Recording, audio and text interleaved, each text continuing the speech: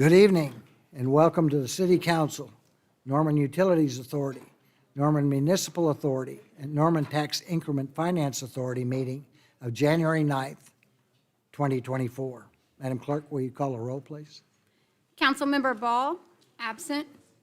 Councilmember Schuler. Here. Councilmember Montoya. Here.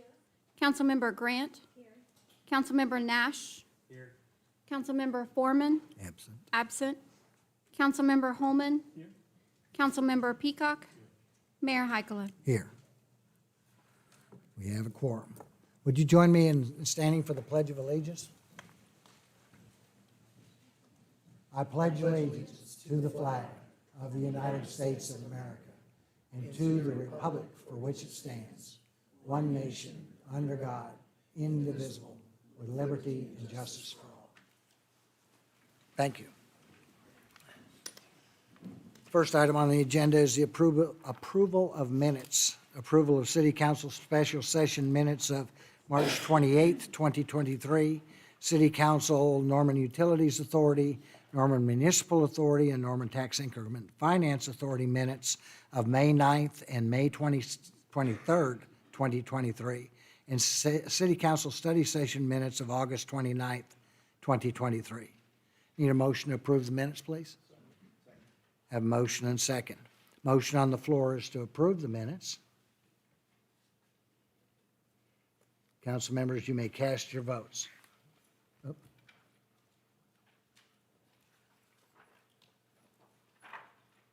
There we go.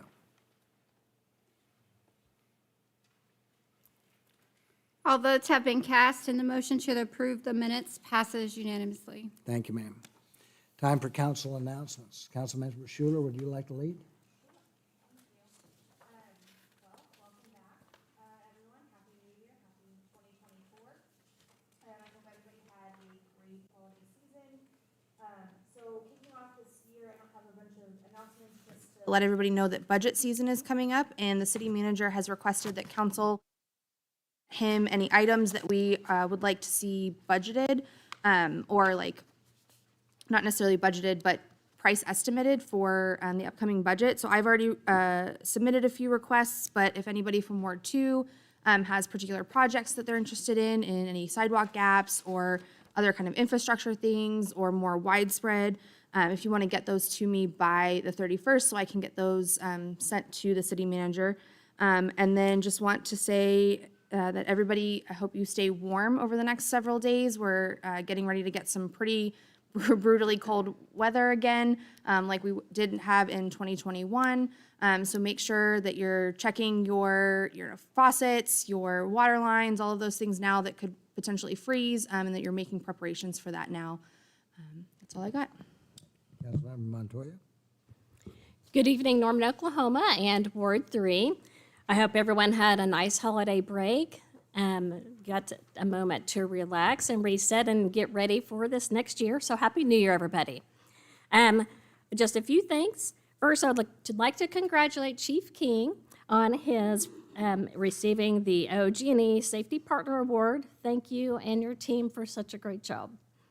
A couple of calendar items. January 15th, the City of Norman, in coordination with the Human Rights Commission, will host the 2024 Interfaith Breakfast at McFarland Memorial United Methodist Church, located at 419 South University Boulevard, inside Fenn Hall, starting at 8 a.m.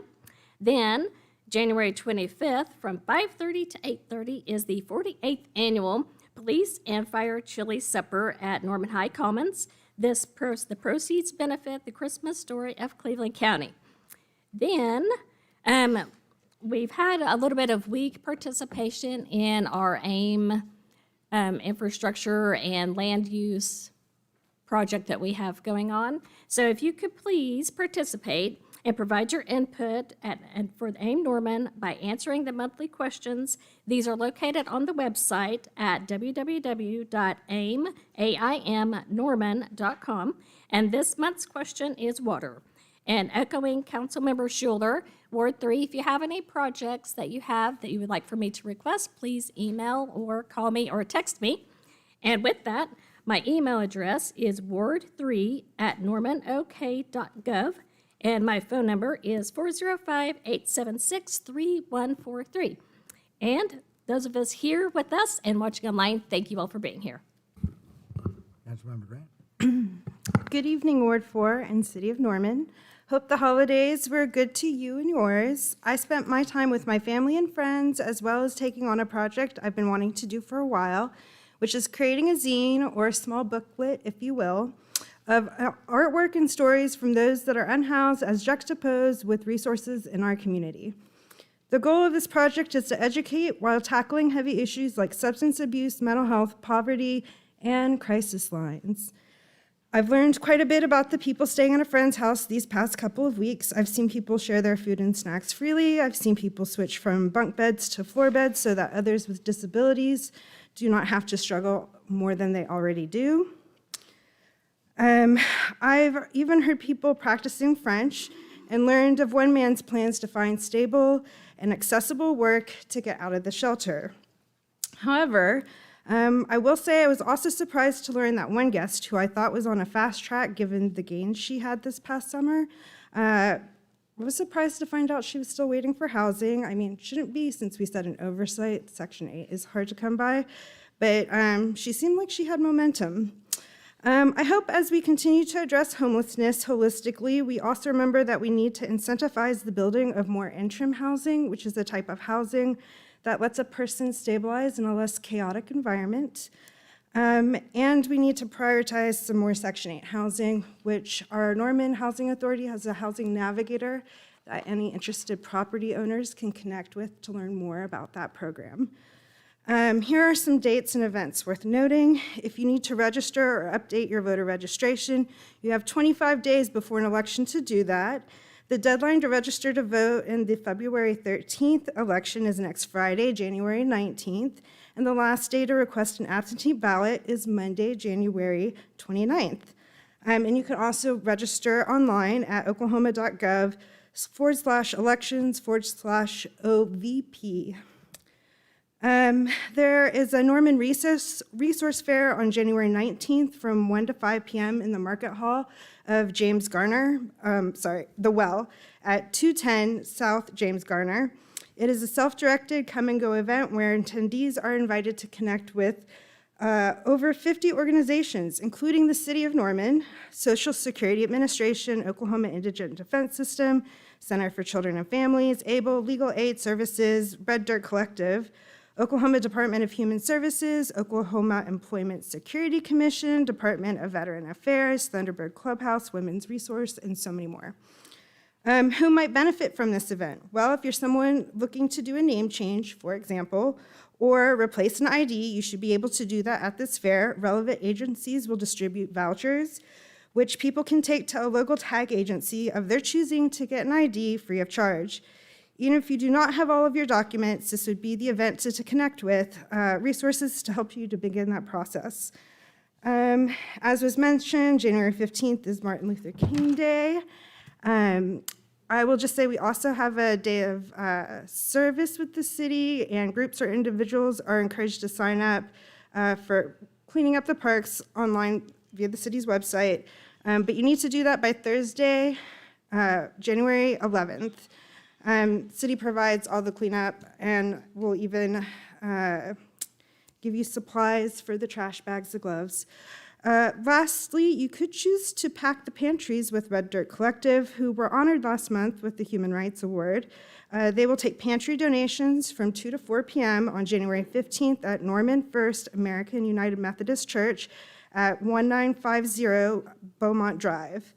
They write, to honor Dr. Martin Luther King Jr. and his unfinished work on the Poor People's Campaign, help us fill the 24/7 outdoor pantries located around Norman.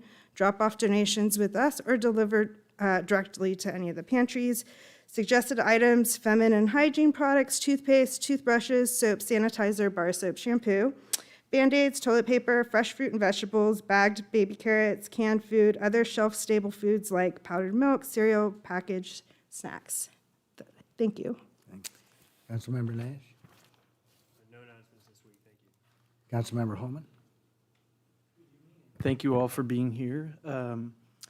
I wanted to echo the comments about registering to vote or updating your voter information by next Friday, the 19th of January at 5 p.m. Oklahoma now has online voter registration, so you can update if you've moved, you can register for the first time, and I would absolutely encourage you to do so. It takes just a few minutes, and with 4 city council elections coming up, multiple other elections coming up this year at the state and federal level, it's very important that you all exercise your right to vote. Especially in local elections, every vote can really make the difference. We've had many city council elections over the years that have been decided by just a few votes, a few dozen and even less at times. So on the local level, your vote can make a significant impact. And again, it takes just a few minutes to register it, and it also just takes a few minutes to actually vote again in these local elections. So it's very important, and I encourage everybody to do that. Also, Community Planning and Transportation Committee.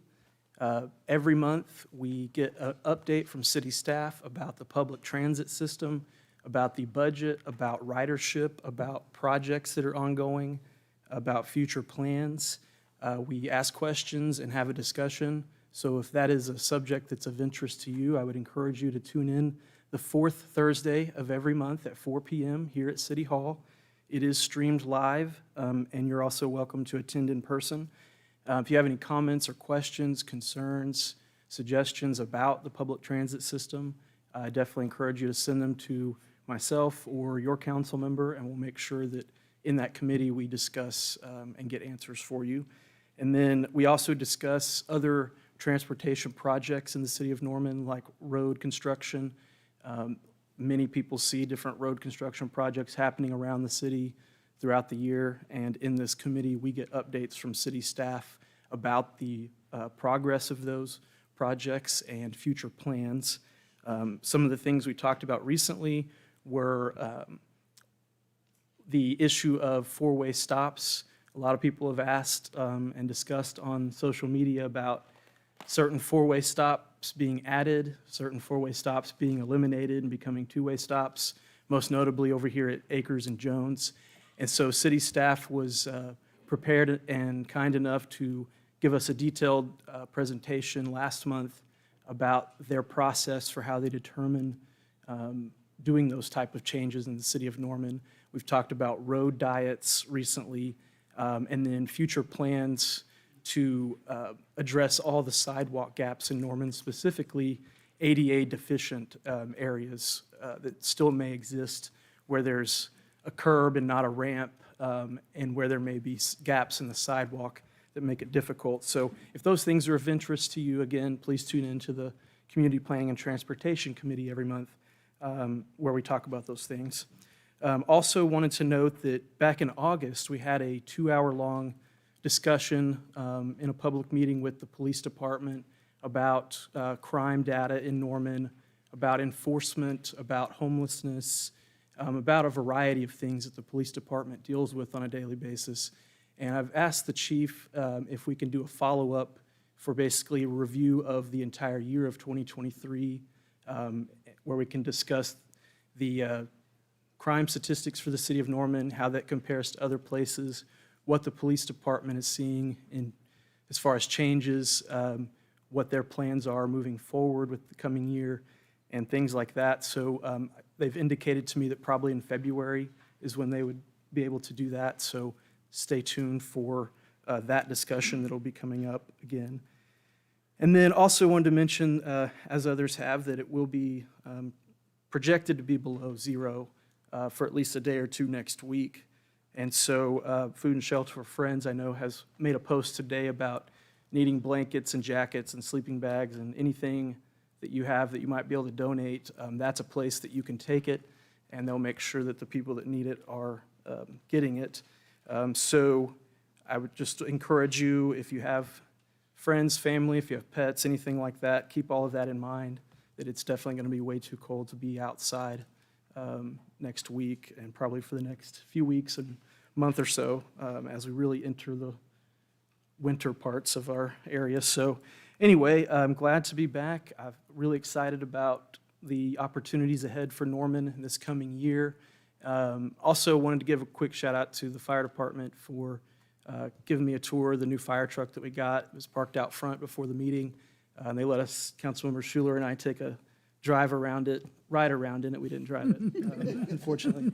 Ride around the block and ran the siren and all that stuff, so that was pretty neat. And so good to see something we vote for that is very expensive, but is needed and will get used, get delivered and get to see it in person after we voted for it. So I appreciate that. Thank you. Councilmember Peacock. Thank you. No real announcements other than just to echo the comments of a few of my council members. As we're approaching the upcoming budget season, please share any priorities or topics or projects that you think might be of interest as we embark on setting those budget priorities. I've had several constituents over the years send me ideas during this process, and a lot of them have gotten financed and funded. So please know that we're serious when we ask for ideas. Please send them to us. Thank you. Thank you. I have none. All right, next item is a consent docket. This item is placed on the agenda so that the city council, by unanimous consent, can designate these routine agenda items that they wish to be approved and or acknowledged by one motion. If any item does not meet with the approval of all council members, that item will be heard in regular order. Staff recommends that item 2 through item 26 be placed on the consent docket. Need a motion to place items 2 through 26 on the consent docket, please. Have a motion and second. Motion on the floor is to place items 2 through 26 on the consent docket. Council members, you may cast your votes.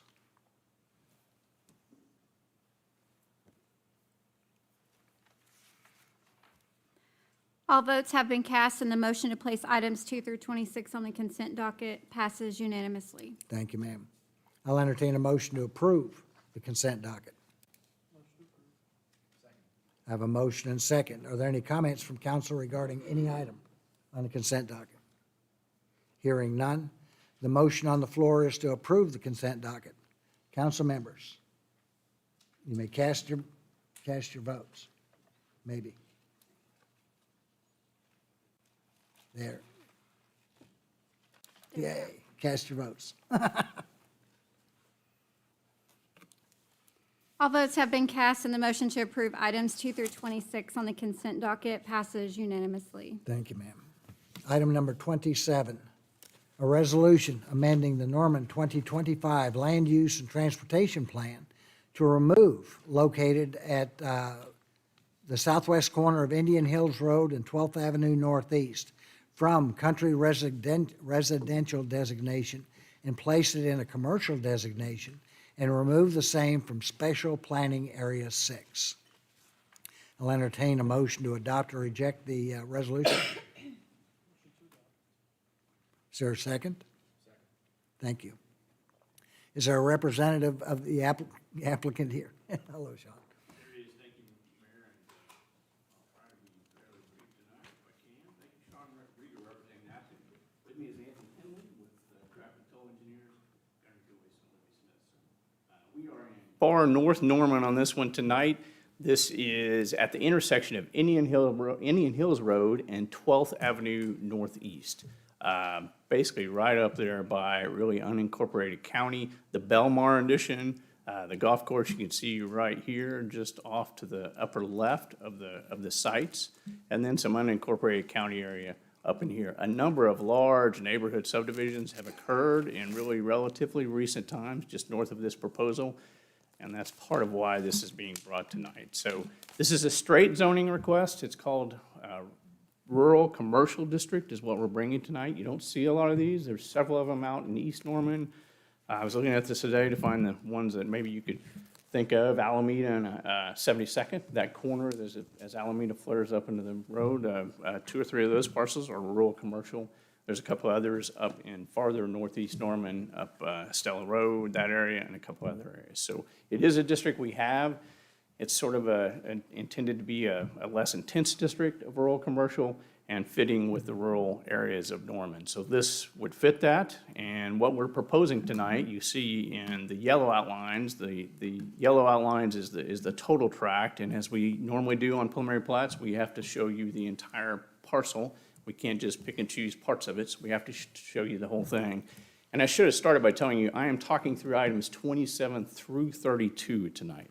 They're separate parcels, so we have to do separate zonings, but I'm going to go ahead and speak through all 6 of these items tonight, the preliminary plat, the 2025 plan, and the zoning. So 2 different parcels, you see them up on the screen. On the left side, the frontages is really the only thing we're rezoning. You see 22.51 acres on the front on the left piece, and on the right piece, about 36 acres on the front as well. The back portion of these sites, which is the bigger portion, is unchanged. This would be rural agricultural land zoned agricultural A2, and that would be unchanged. So to take you through it, on the left is the zoning request. You could see the back on the graphic up there, the back is A2, that is unchanged. We're not doing anything with the back piece.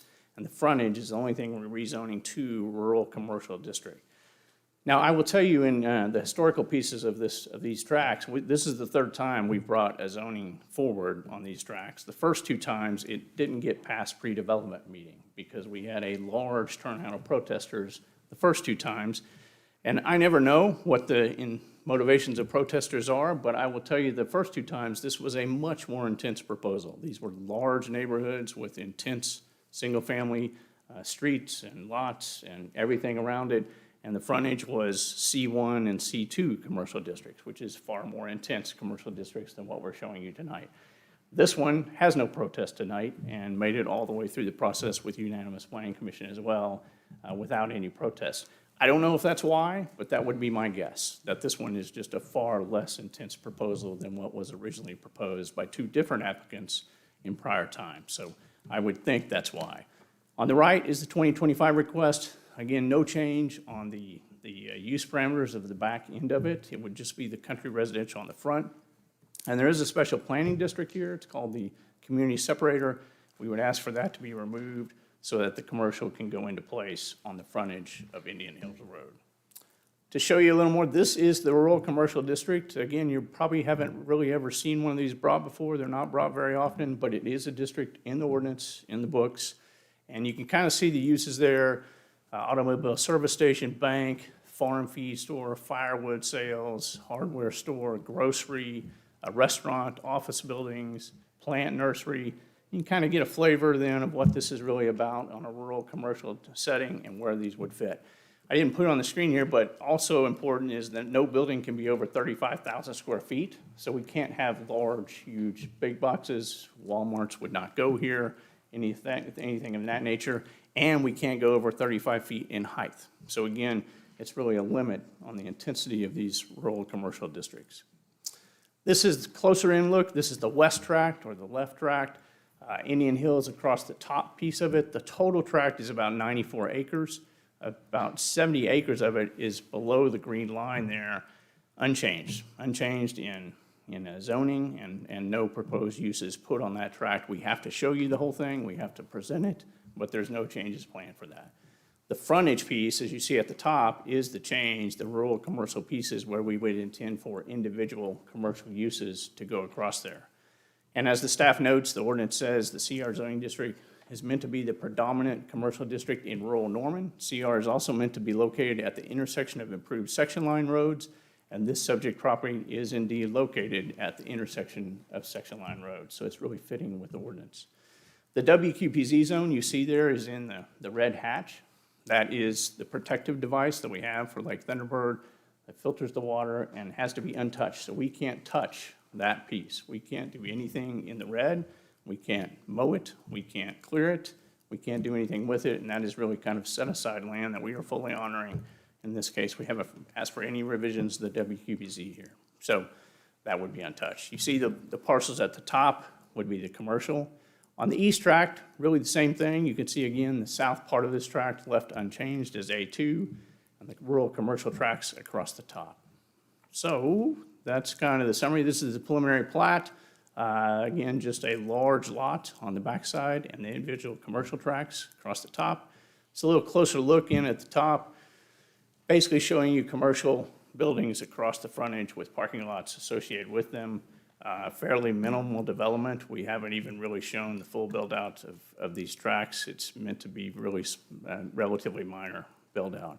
That is the context. You can see the small commercial lots across the frontage. I wanted to note, if you look at a point of the intersection of Indian Hills and 12th Avenue Northeast, you have to go about 4.5 miles to the upper left before you get to 19th Street and Moore, the really intense commercial district in Moore, where the theater is and where Walmart is.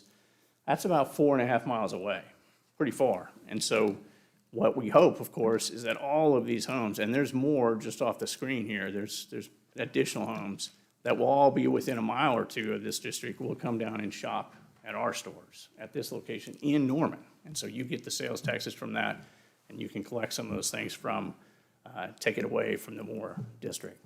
So, as staff notes, there was substantial changes across the north of this proposal, up in the county and Moore areas. No negative traffic impacts are anticipated. It was unanimous at Planning Commission.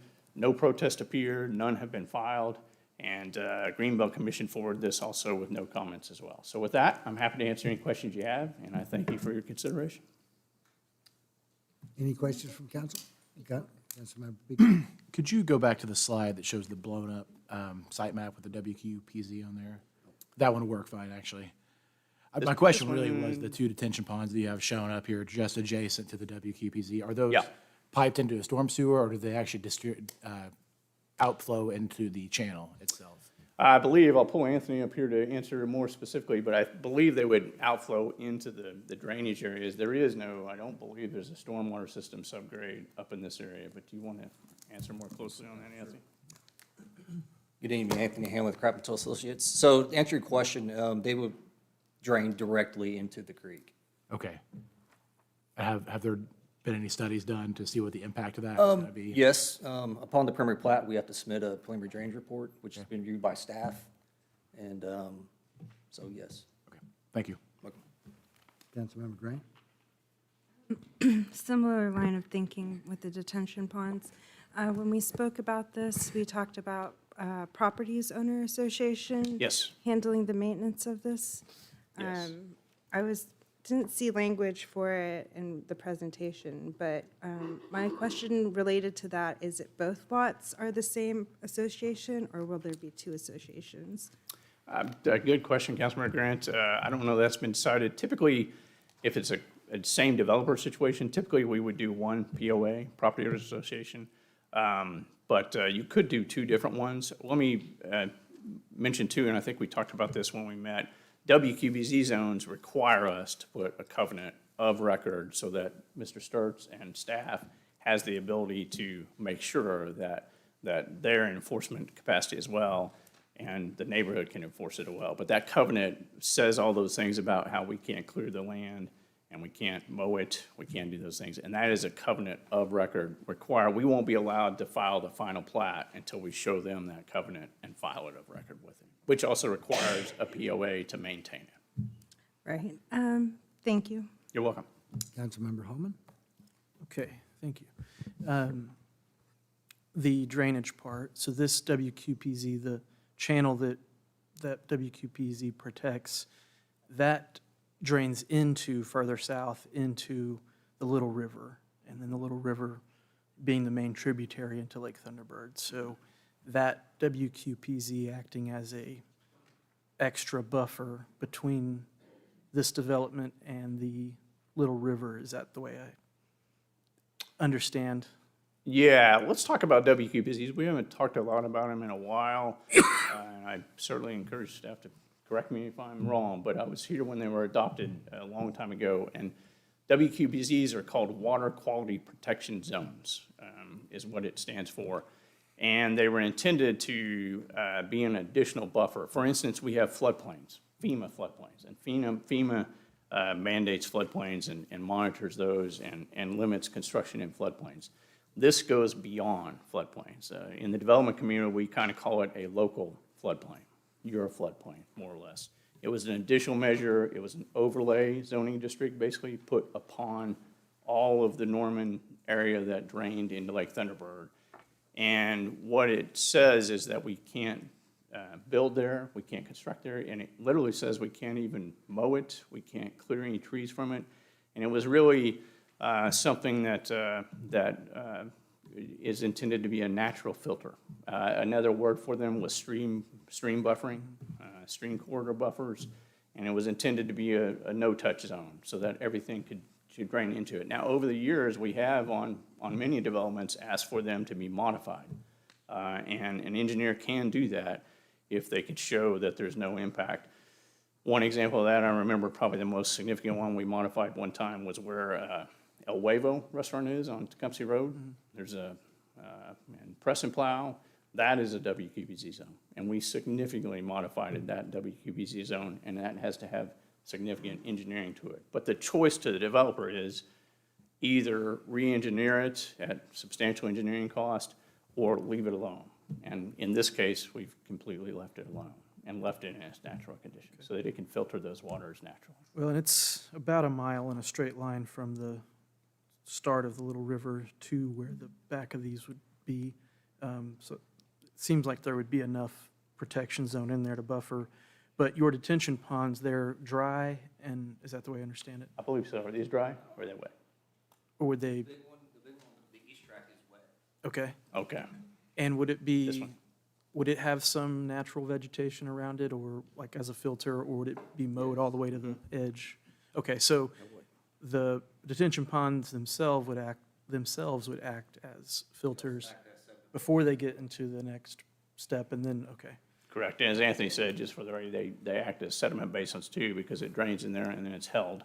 Okay. And then it's slow released out of that pond, so it would naturally siltate into the pond. Okay. And then we talked about the parking. You did mention that this has been designed with our current no minimum mandate in mind. So Correct.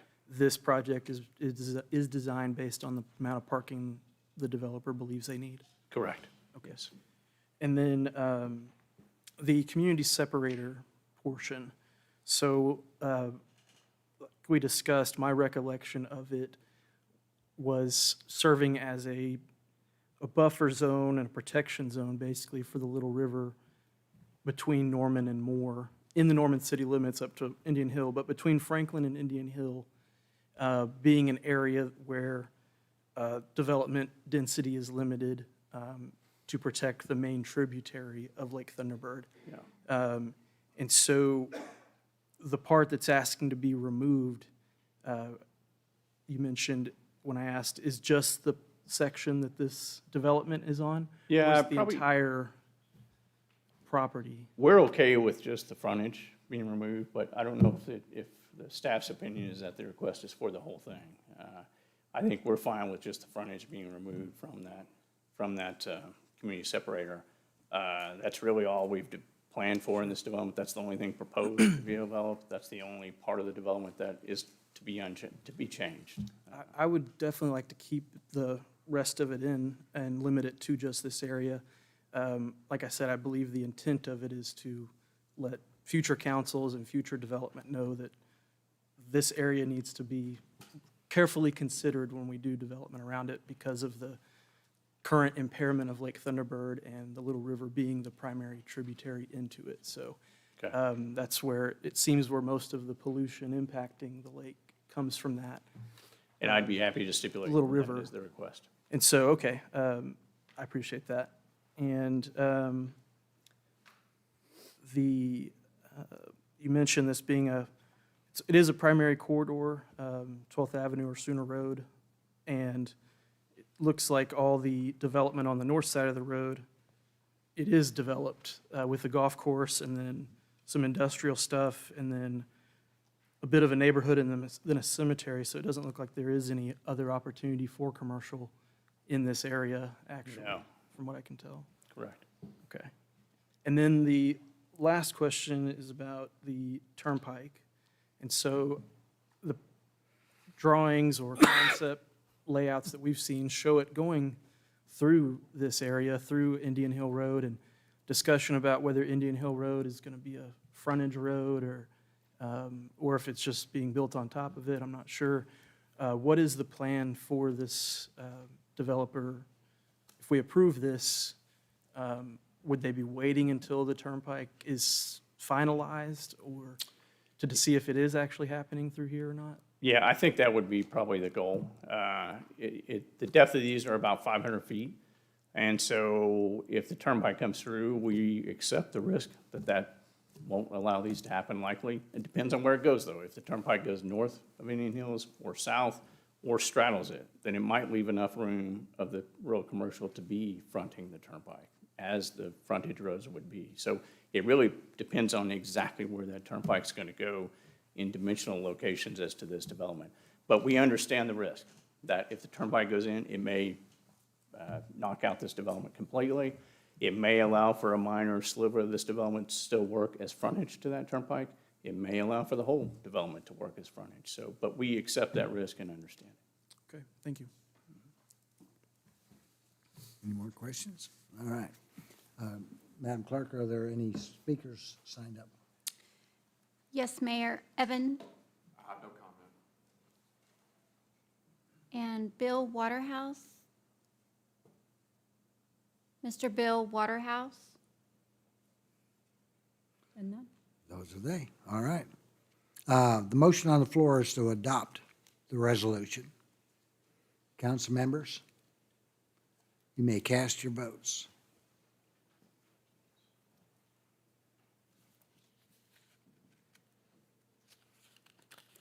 All votes have been cast, and the motion to adopt the resolution passes unanimously.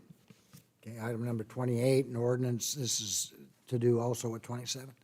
An ordinance rezoning property located on the southwest corner of Indian Hills and 12th Avenue Northeast from the Northern Community Separator and A2, Rural Agricultural District, to CR, Rural Commercial District.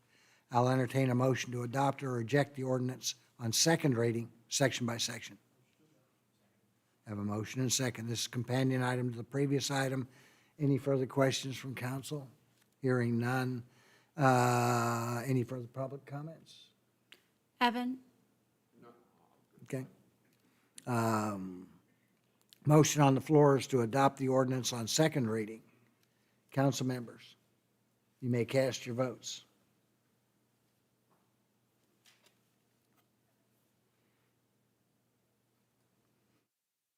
Passed, and the motion to adopt the ordinance on second reading passes unanimously. Thank you, ma'am. I'll entertain a motion to adopt or reject the ordinance on final reading. Have a motion and second. The motion on the floor is to adopt the ordinance on final reading. Council members, you may cast your votes. All votes have been cast, and the motion to adopt the ordinance on final reading as a whole passes unanimously. Item number 29, again, a companion item. Preliminary plat for Indian Hills Market Edition, generally located at the southwest corner of the intersection of Indian Hills Road and 12th Avenue Northeast. I'll entertain a motion to approve or reject the preliminary plat. I have a motion and second. This is a companion item to the previous two items. Any further questions from council? Hearing none. Speakers? Evan? No? Okay. The motion on the floor is to approve the preliminary plat. Council members, you may cast your vote.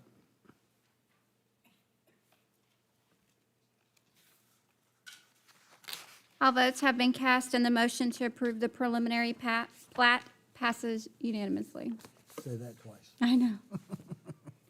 Item number 30, another companion item.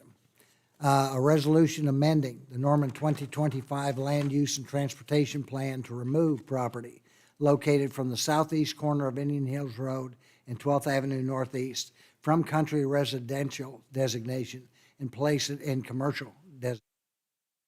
I'll entertain a motion to adopt or reject the resolution. I have a motion and second. Is there a representative of the applicant here? If there are any questions, I guess. Correct, but nothing further to add, Nothing Mr. further Mayor. to add. We're happy with what we submitted. Opportunity for the public or for Council? council? We're public. Evan? Hearing none? All right. Yay. The motion on the floor is to adopt the resolution. Council members, you can cast your votes. All votes have been cast, and the motion to adopt the resolution passes unanimously. Thank you, ma'am. Item number 31, an ordinance rezoning property located on the southeast corner of Indian Hills Road and 12th Avenue Northeast from Northern Community Separator and A2 Rural Agricultural District to CR Rural Commercial District. I'll entertain a motion to adopt or reject the ordinance on second reading, section by section. I have a motion and a second. This is companion item to the previous items. Any further questions from council? Yes, ma'am. Clear, Ms. Hudson, this is the part that I think Councilmember Holman was asking about. So does it make it clear that what we're voting on is just that fringe piece, not the full property? Okay. She's saying yes. Yeah, I don't have to make it up. I just want to make sure. I'll take Thanks. that as yes. All right. Thank you for clearing that up. From public? Evan? Okay. The motion on the floor is to adopt the ordinance on second reading. Council members, you may cast your votes.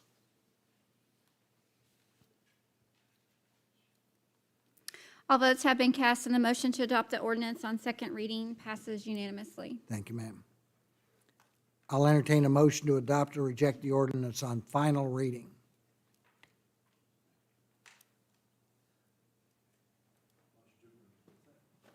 Thank you. Was there a question? The motion on the floor is to adopt the ordinance on final reading. Council members, you may cast your vote. All votes have been cast, and the motion to adopt the ordinance on final reading as a whole passes unanimously. All right, thank you, ma'am. Item number 32, preliminary plat for the shops at Indian Hills, generally located at the southeast corner of the intersection of Indian Hills and 12th Avenue Northeast. I'll entertain a motion to approve or reject the preliminary plat. A motion and second. This is companion item, previous two items. From council. Hearing none. Any public? Evan? Nope, no public comment. Excellent. Motion on the floor is to approve the preliminary plat.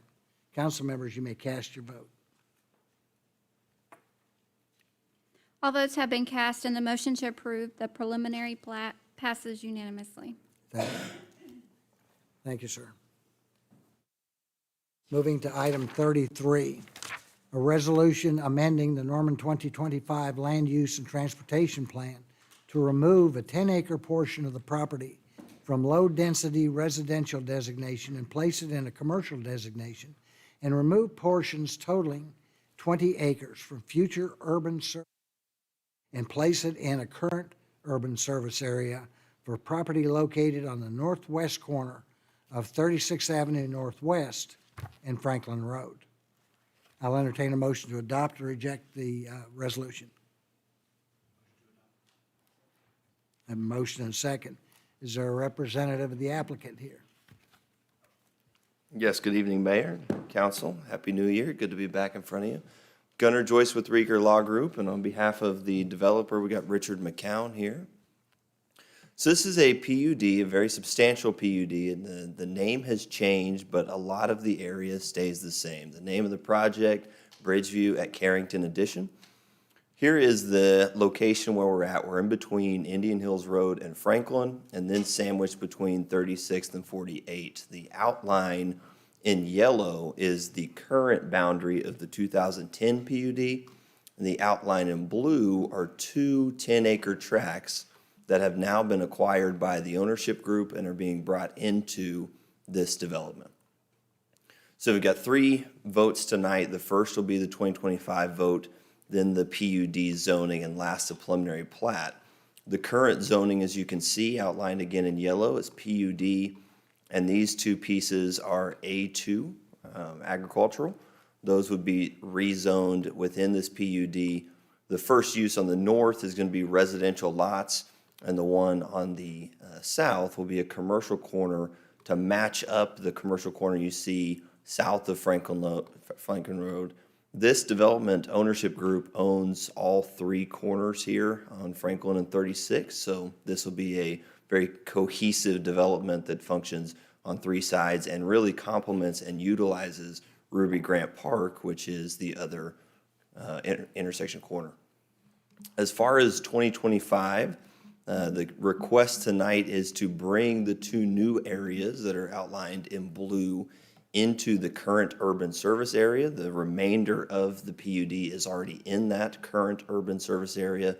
Now that they have been acquired, they're requested to be brought up to current along with the rest of the development. And then the last little piece, the hard corner would be requested the use designation in 2025 to commercial to line up with that commercial use.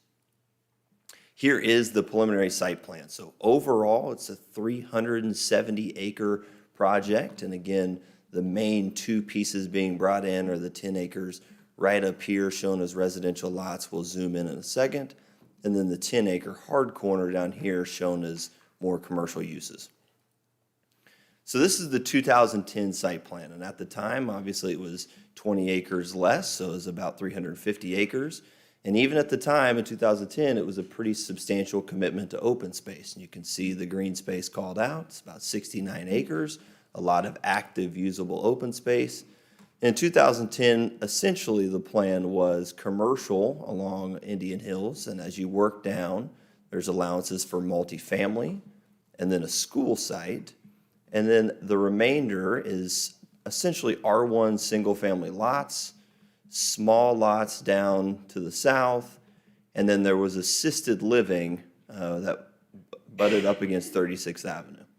The current plan keeps everything the same as we're up on Indian Hills, so we still have commercial, we still have multifamily, we still have the school site, and then the remainder, all residential. The assisted living has been removed and is now more single-family lots, as you see there. This is the 10 acres being brought into the north, and it's laid out as large R1 lots. And then here is the 10-acre commercial site. Additionally, worth note, as you can see, it's substantially greener.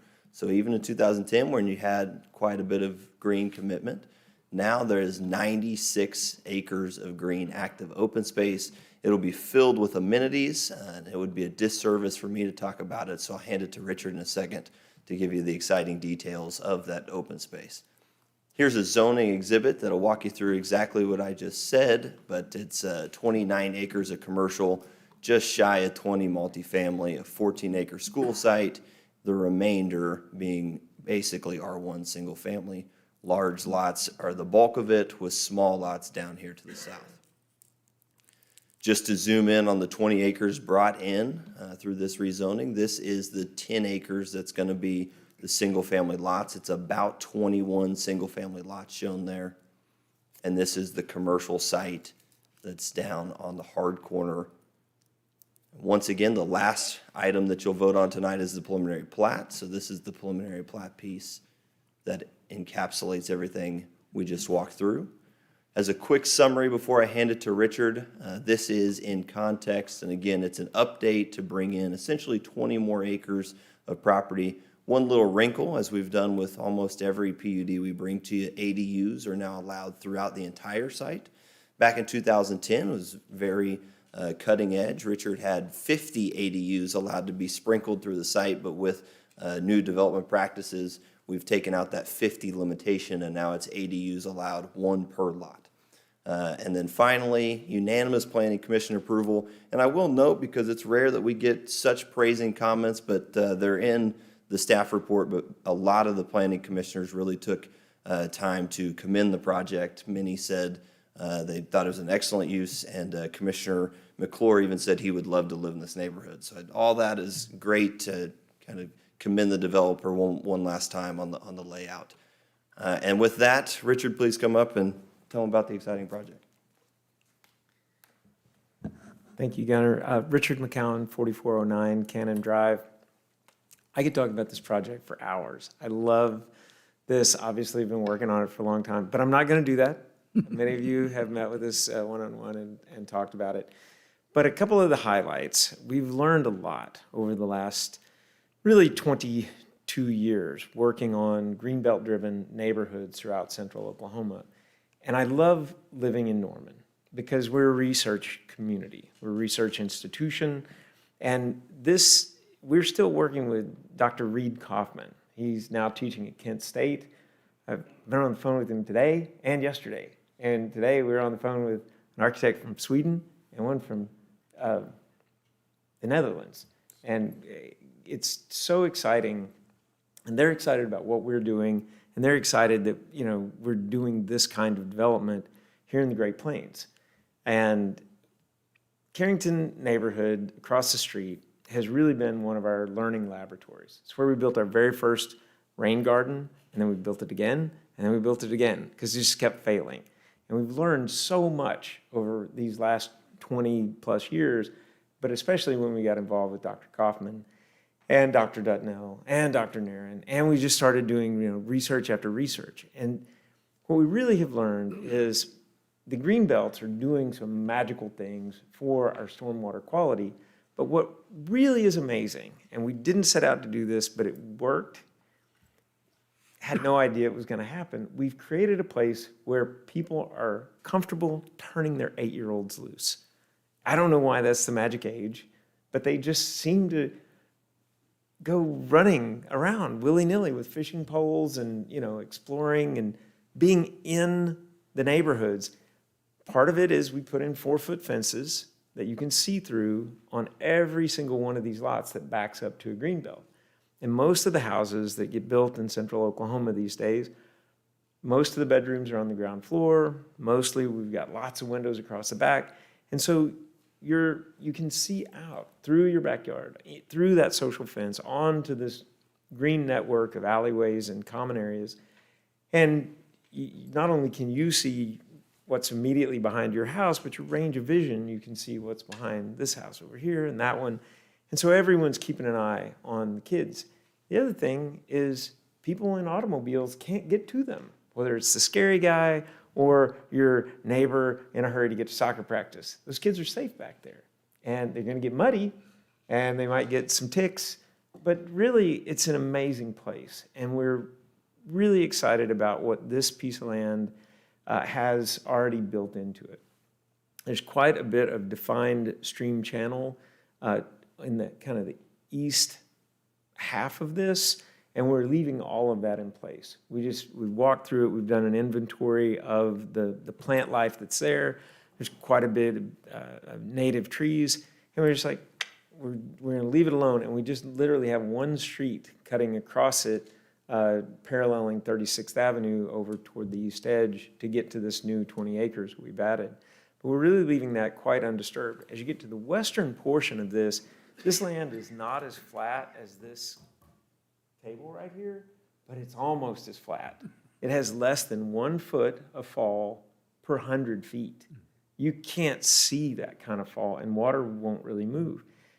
So this long kind of diagonal that this track has in it, we decided to build a long linear pond that's over half a mile long. And I'm sure many of you are following the activities of rowing in Oklahoma. Who knew central Oklahoma was going to become like the headquarters of rowing, the Olympic training and whatnot. But we think that this could become something really spectacular. And so that pond has been designed. It's got several different potential locations for small boathouse at community scale, but it's not really intended to be community scale. It's intended to be Norman scale, so that young athletes, particularly taking advantage of Title IX opportunities, or young women, to come row. And I'd love for this neighborhood to become the launching pad to send kids to all kinds of Ivy League programs or elite, hard to get into schools, or just become great lovers of being in the water, being in this magical space where lots of good things happen to you. Like I said, I could talk about this place for a long time. I will shut up now and let you all ask some questions, but we're really excited that this has finally ripened. The commercial piece, I probably should touch on that. We are thinking that in that proximity to Ruby Grant Park and its connection to all of the Greenbelt network that's here, that there's a really good potential maybe for an event center not unlike probably many of us have been to in a wedding at like Southwind Hills or that type of thing.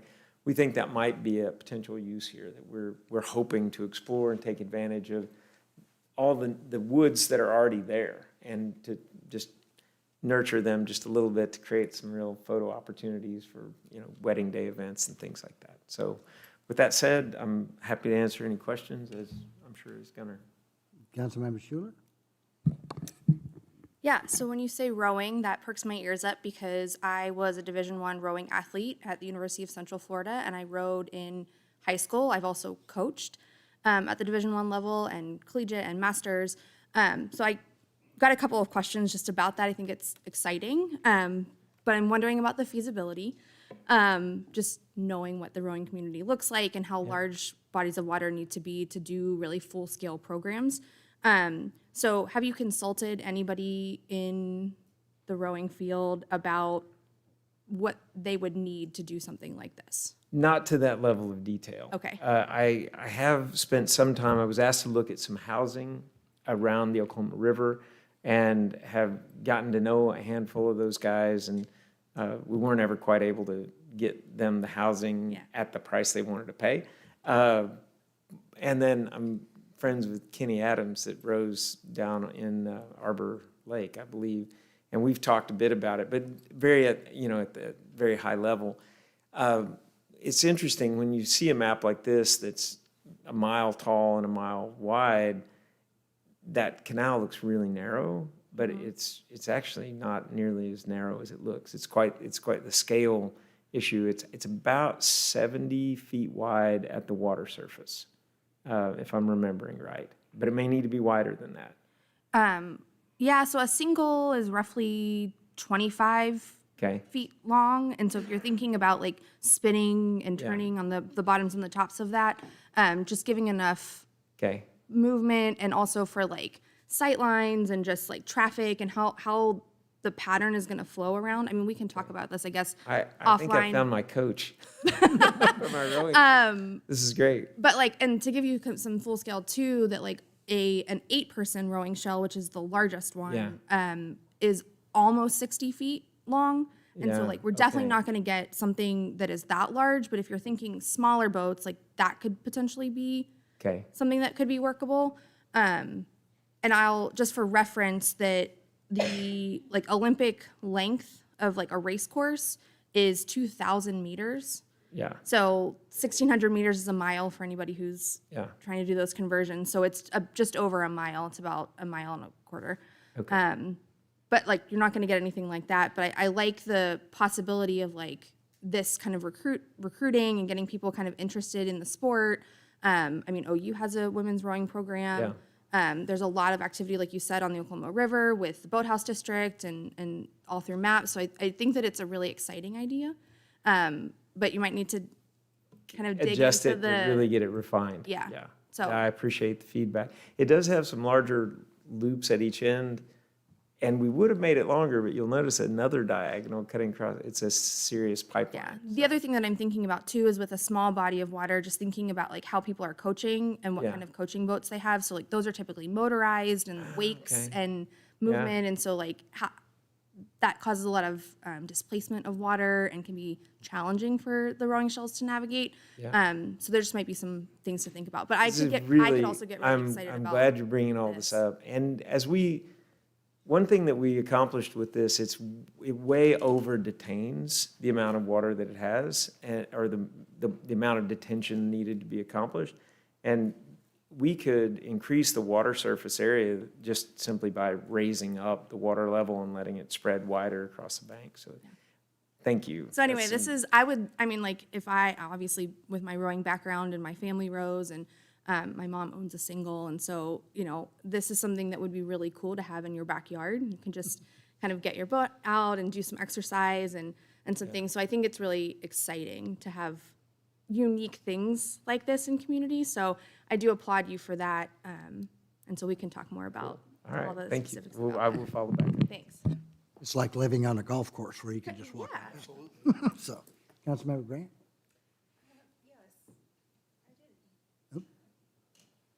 Maybe. Okay.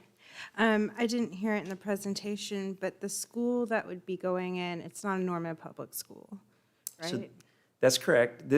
Everything north of of Franklin Road is in Moore Public School District. One of those fascinating things. And none of us have ever heard of a school district boundary changing. So we met with Moore Public Schools on this site way back in 2009. And we carved out the site and worked with Lee Fithian, who I also believe is Dr. Lee Fithian at the School of Architecture. She had a group of graduate students do a study of, they broke up into teams and designed like 6 different elementary schools that were all net zero energy schools. And so the idea was the use of daylighting and all kinds of different aspects to get the kids, a super sustainable school. And what we wanted to do was create the ability for every kid that lives in this neighborhood to walk or ride their bike to school through a greenbelt system. We were committed to that idea back in 2010.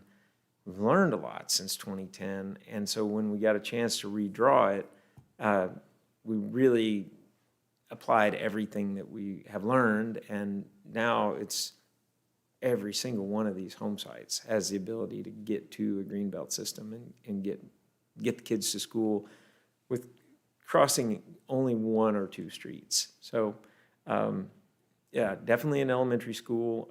We worked out an agreement with them that we probably will end up keeping the ball fields. There's a full-size football field and a pretty darn big baseball field. It's not full-blown Major League Baseball size, but it's a big baseball field, especially for an elementary school. And the idea would be that those sports facilities would be available to the community and owned and maintained by the community, but they would be gates closed and secure within the school's boundary during the day, so that the school could have total control of their student safety during school hours. We've still got some detail to work out on that, but it's been a fun partnership to work with Moore Public Schools. Okay, thank you. And then I just wanted to clarify, it wasn't going to be Norman Public Schools. Oh, okay. For anybody who's like, oh, I might want to live here. And then also for clarification, this is going to be in phases, correct? Like, this won't be overnight. all Many, this many development. phases. My experience on a project of this size, I believe the Carrington community, which is a little bit smaller, I think we're in about our 27th year at this point. We may be at 26, but this is very much a 20-plus year project.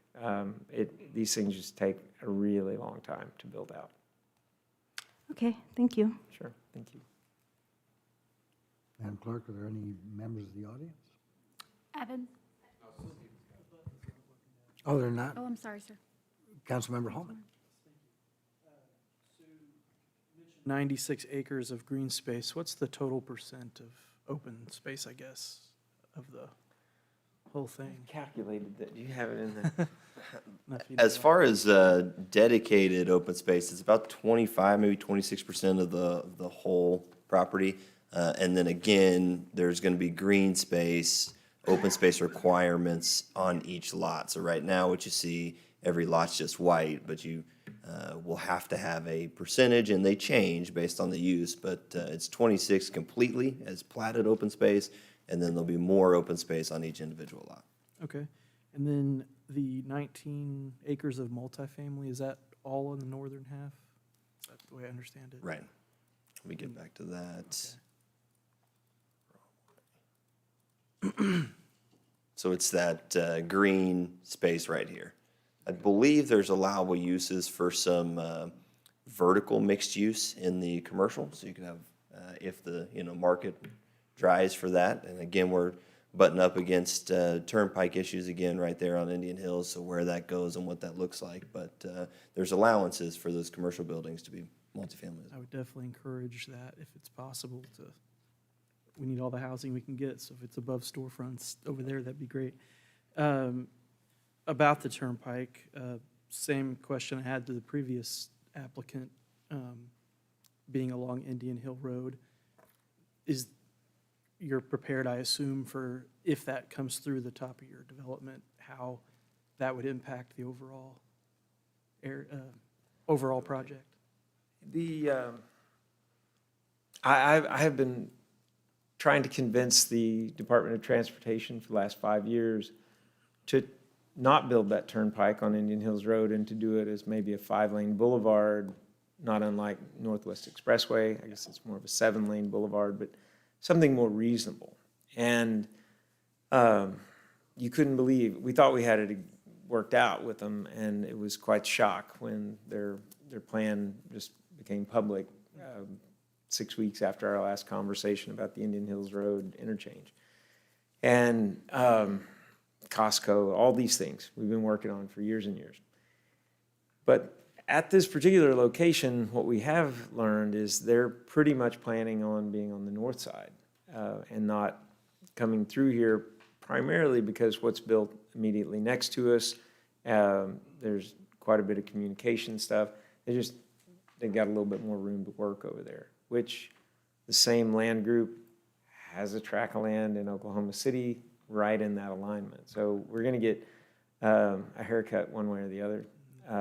And so we're thinking this one doesn't change a whole lot, but we are thinking that commercial, retail, especially with residential above, not unlike what we've been doing in downtown Oklahoma City, we think it becomes quite a bit more viable. However, we don't think it really becomes viable until after all the dust is settled, everything's built, and it took a long time for the residential component to get to the Kilpatrick around May and Penn and the whole Quail Springs Mall area. So I would really like to see 5-lane boulevard and not have this turn. Yeah, I 100% agree. I think a bridge connecting to Newcastle would be great, and it would be great if it was a boulevard instead of a highway, especially one that you have to pay to get on and off. So anyway, appreciate that. The ADUs allowed in the entire site, will those be included in house plans that people will be looking at? So what I think would be really effective for the ADUs is for us to do a kind of pattern zoning kind of thing. I'd be curious to know how many ADU plans I have in my computer, given that we built a few at this point for Norman and for Pivot in Oklahoma City. And we'll be in front of Planning Commission on another small Oklahoma City project, like 16-foot wide, 24-foot deep, small houses. So we'll probably have an assortment of those that people can really choose from, and then we'll, want them to make them match their house. And so we'll have guidelines that we work with on that. Originally, we had wanted the ADUs throughout the original PUD, and because it's private parkland, and the only reason we do private parkland is so that we can, be in charge of the maintenance, because we do let things grow, and that we create habitat for all kinds of wildlife. We're really good at creating great blue heron habitat. Don't know how we do that, red-winged blackbirds as well. But that said, we also develop our parkland at a very rapid rate. I mean, it's one of the first things we do is put up all the municipal-grade playground equipment, exactly like the city uses. If it's public parkland, all that stuff comes much later after the fees are collected and so on. So when you do a private parkland dedication, you end up having to have twice as much parkland. We have plenty of parkland here. In the case of Carrington, there's 30 some odd acres of open space over there, 8.4 miles of walking trails. But there wasn't enough parkland in the 2010 version based on the interpretation of active open space to play sports to double the density. And that was how things were being looked at the time, was bringing the ADUs doubles the density. It's not really accurate, because you got one person living in the ADU, and very often it's the kid that used to live in the house back when they were younger, and now they live in the ADU. So anyway, we got plenty of parkland, and now that just gives us the ability to let the ADUs be everywhere. And it'll be very interesting to see what percentage of folks really want to do them and spend the money. And have it as additional residential space. But I expect it'll probably be adopted at maybe 20-25%. Okay.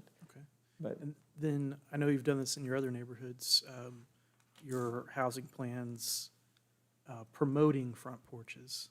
Would that be the case in this neighborhood too? so that's another detail that is in this current, the old PUD that has remained in this one is bringing that front porch closer to the street, reducing the depth of the front yard while still maintaining the driveway distance the same, so you've got room to park 2 cars. That's a really important feature. We've been doing that with all of our communities really for the past 15, 16 years. And we're starting to see the house plans really respond. It takes a while for house plans to get through a system and get integrated, but it allows for lots of creativity. And that's something I'm hoping we're going to see as we work through our other citywide ideas that we're talking about. Okay, yeah, that's great to hear. We know that safer streets are generally safer when there's more eyes on them, right? And so people drive a little better when they know people are watching, and kids can play out front and out back, as you've mentioned, in this type of development. But that is an important aspect, so I appreciate that. And then speaking of the playground and park, so where is the actual playground in this? There'll be a bunch of them. This is a Okay, there'll big be several. neighborhood, so they'll be scattered. Can I get the? I know for sure. I don't know if you can see my cursor. But there'll be a major play structure here. There'll be also some play structures up, maybe closer to the school. There'll be some others over in this end. What we try and do, Zach Roach has really pioneered this. We want everybody to be within a 1/4-mile walk.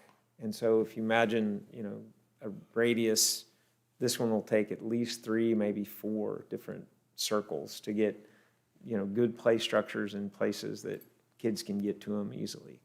Okay. Yeah. And then the 48th Avenue and Franklin Avenue, I know that's where the majority of the entry and exit points are. We don't currently have any city projects to improve either that section of Franklin or that section of 48th, if I recall. What type of improvements would this development be making to both 48th Avenue and Franklin Avenue? I'm going to ask my engineering team to this is complex and it's different on each end. So, thank you, BJ Hawkins, Traffic Engineering Consultants, 6000 Southwestern Avenue, Oklahoma City. We've looked at several developments through this, as you guys know, a lot on Indian Hills, just to the east on 36th and Franklin. All of these developments looked at all 4 of these major arterial intersections. As you guys know, there's already a plan to widen 36th, signalize Franklin and Indian Hills. But the 2 pieces, as you mentioned, that haven't been addressed are the 48th pieces. So some of those early developments that we did along Indian Hills, we've already identified issues at 48th and Indian Hills that is already kind of getting close to experiencing the need for improvements. One of those improvements is going to be a westbound right turn lane. And then as these developments progress, there's already plans to signalize and add left turn lanes to that intersection. So a lot of that's obviously kind of up in the air with the turnpike potential. And if that goes in, then all of these are going to be improved. As far as Franklin and 48th, recently there was an always stop put in there for safety reasons. It's kind of hard to see north-south as you're going westbound. But at full build out of this, that would also be required to have left turn lanes and a traffic signal. So that's kind of a long-term projection. As Richard said, it's 20-plus year, progression on this. But at immediate needs, the always stop can handle it. But in the future, we've already identified it. We've done the percentage of trips through there, and then that'll just be assessed as a impact fee. And maybe staff would be better suited to answer, I'm not sure, but would you be improving your side of the street or doing recoupment or?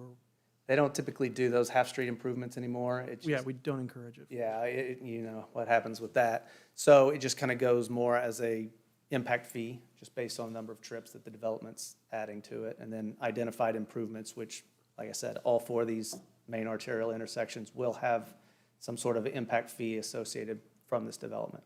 Okay. And this, please, yes. Scott Sturts, Interim Director of Public Works, and they would be responsible for their half-road widening. That could be through deferral or through construction, as they did that frontage along that piece of that roadway.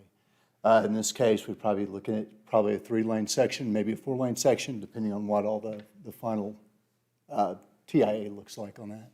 I know we have a project, voter-approved project to widen 48th Avenue from Robinson to Tecumseh, but we don't have I know it was proposed, but we changed it. But Yeah, we just couldn't get all that in the 2019 bond program. That's not to say that a future program wouldn't look at extending it further north along this section. Okay. And then would this development do sidewalks along Franklin and along 48th Avenue? That would also be required. Okay. Thanks, Scott. And then my last one is about stormwater. You mentioned it, you talked a lot about it, and I know this is real standard in your developments, that it is a primary focus about how stormwater is managed on site, how it's filtered through the development before it gets to the nearest primary stormwater channel. And would you maybe just talk a little bit more about how you do that in your developments? And Can you get us back to the green? I've never been able to get this slide to go back. And you are one member away from your full development team. There we go. Chris is your stormwater. Chris and I can talk about stormwater until the cows come home, but basically, we didn't color the water blue, but you can see it, it's hatched in there. We have such a combination approach to dealing with stormwater, and even if we start way up at the north end, as we look at those commercial developments, which are parking lot intensive, there's so many other ways to do parking lots than the way we're currently doing it. And again, those are things that I'm really excited that we're probably going to be exploring as we get the comp plan updated, including, instead of traffic islands, landscape islands, landscape trenches, so that the water actually goes to where the plant's root systems are, that they can actually do something and take up those nutrients. But we start capturing water way up at the north end, at that junction between the commercial and the multifamily. And we dig our detention ponds really deep. We have a very specific profile. We come down on a gentle slope at a 6-to-1, and then once we go underwater, we go down about a foot, and then we come out 3 feet and create a shelf. That shelf allows us to grow all kinds of different aquatic species of rushes and cattails and lilies, things that are really good at taking nitrogen out of the water. They also will be able to take a little bit of phosphorus out. But the deeper the pond is, the cooler the water body gets, and so you have less algae bloom, but also you've got more total volume of water to dissolve and allow phosphorus to precipitate out and settle at the bottom of the pond. But before the water ever gets into the pond, we will, in this neighborhood, be pushing the water, pretty much the back 75% of the lot will be headed to those green alleyways. And those green alleyways will have both a small trench, if you will, winding its way toward the main water channels or the main linear network of ponds, but they will also have walking trail systems that crisscross back and forth across them as a place for the water to be professionally managed. So as people put unnecessary chemicals on their yard, 10-20-10 fertilizer or whatever it is people do, we can capture it in that green infrastructure and start processing it and using it, feeding it to other plants that aren't being over-fertilized. And each step, as it flows through this chain, this treatment train of green network of trails, it will little by little, we'll have water leaving the site that's pretty darn clean. In fact, we'll have very little sediment leaving the site, and it may end up being a little bit erosive. So it's going to be very clean water.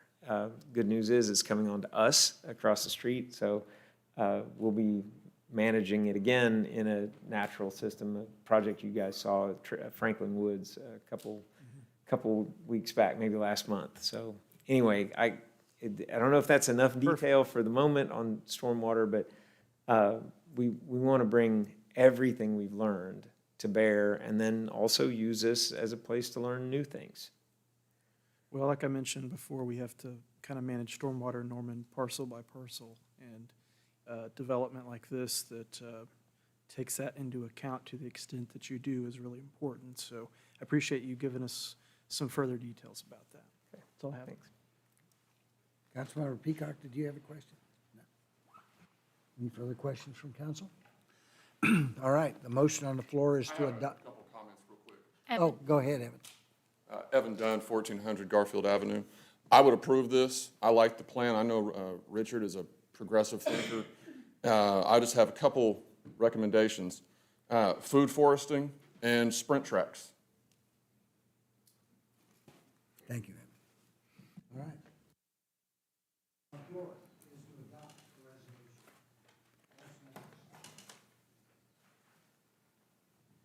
You make, buttons are not being happy tonight.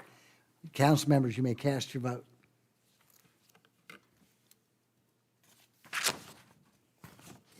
All votes have been cast, and the motion to adopt the resolution passes unanimously. Thank you, ma'am.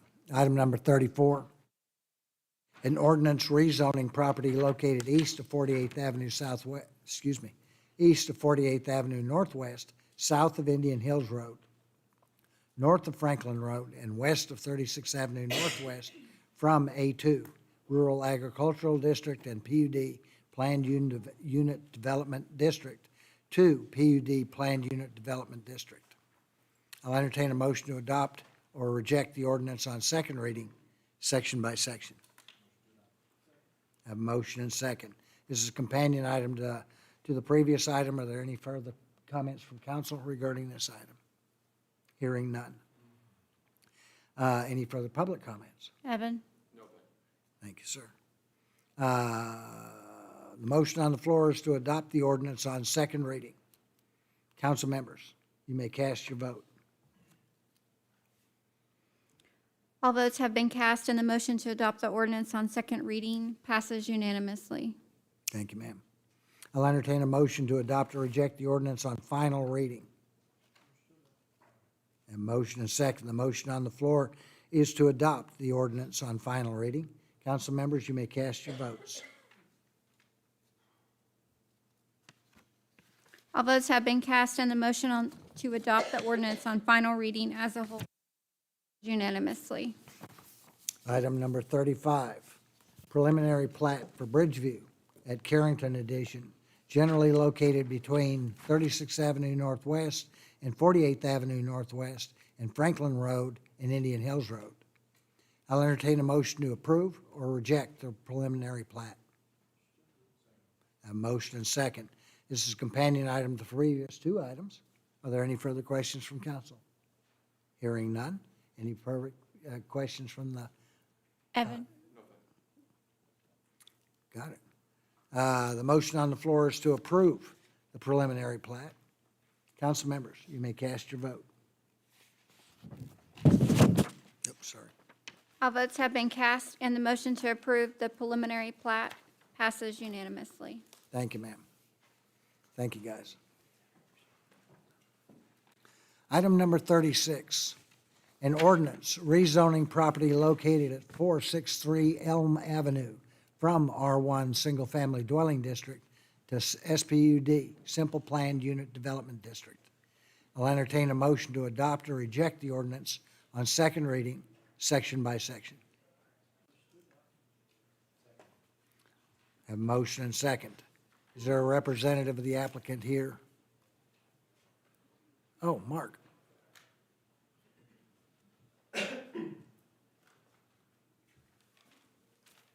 Good evening. My name is Mark Crittenbrink. I'm with Crittenbrink Architecture. My address is 428 West Eufaula. A little bit about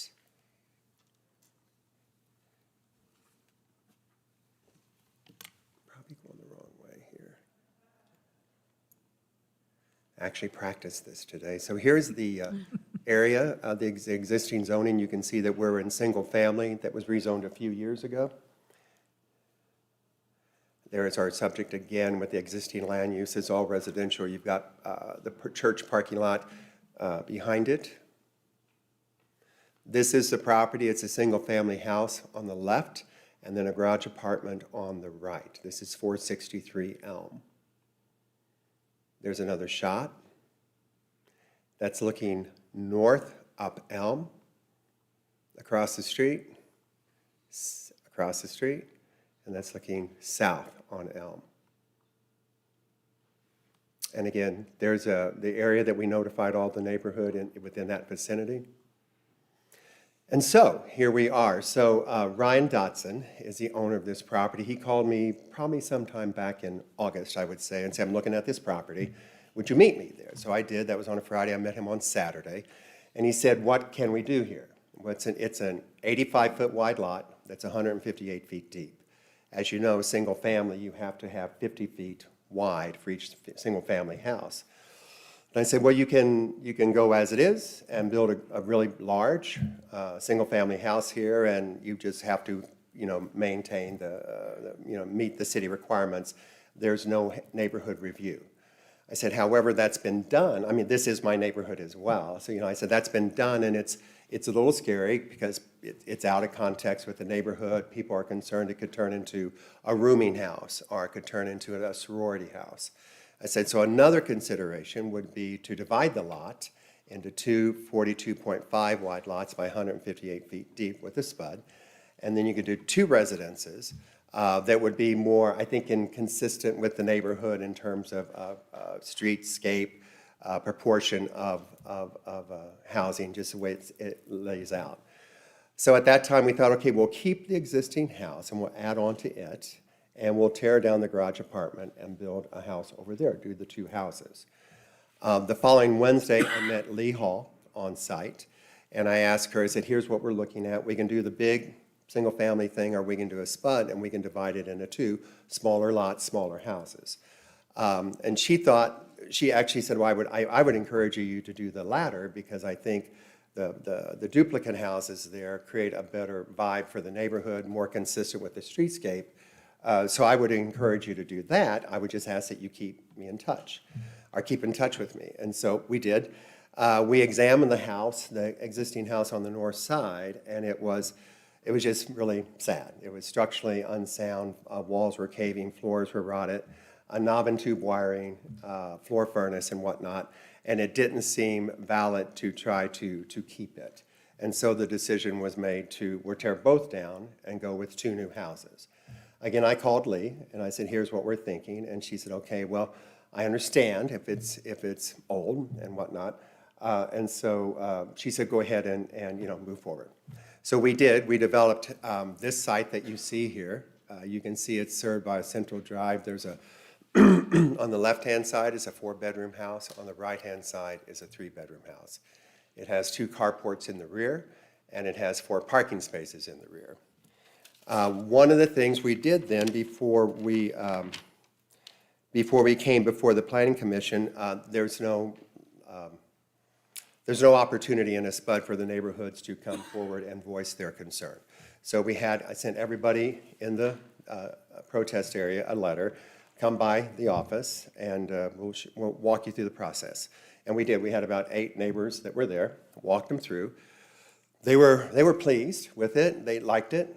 They said, they asked 2 or 3 small changes. One, we flipped the 3-bedroom that was on the north, we flipped it to the south. And so the 4-bedroom is on the north. That has a few less windows in it to looking into the gentleman, Marty, who owns the house to the north, and then the house to the north. And so we did that. We took out a window, and we put in an 8-foot fence on the north side, as he requested, for privacy. And we did that, and pretty much that was it. And the neighborhood was all about it. When we presented at the Planning Commission, we actually had several members of the neighborhood come and say, it was awesome that we were part of this process and it was transparent. We appreciated that. There are some things that came up, excuse me, which I thought I would, address today. One was the renters in the north house. They were going to be put out of a house, and it would be hard for them to find another place to live. The owner did offer them an opportunity to move out, but they said they'd rather stay in. They both graduated in May, and so they are allowed to stay in. So we will stagger the project. So Ryan, again, is keeping the renters in until May, so that's not an issue. The other thing was the construction experience. I think when a triplex was built down the street, it got long and everybody was weary. The owner would like to be in, we were going to do the projects at the same time. The owner would like to be into the 4-bedroom by fall, and then follow up immediately after the men move out in May, follow up on that. They figure it's a 6 to 8 month construction process for each project, so conceivably it could be done by the end of the year. The size of the house, I said there was concern it was going to be a rooming house, it's going to be a sorority house, and again, I noted that they're not. The 3-bedroom is 2,300 square feet, and the 4-bedroom is 2,800 square feet. They won't serve really as a rooming house or a sorority house. The height of the house, there was a concern. The current garage apartment is 23 feet tall.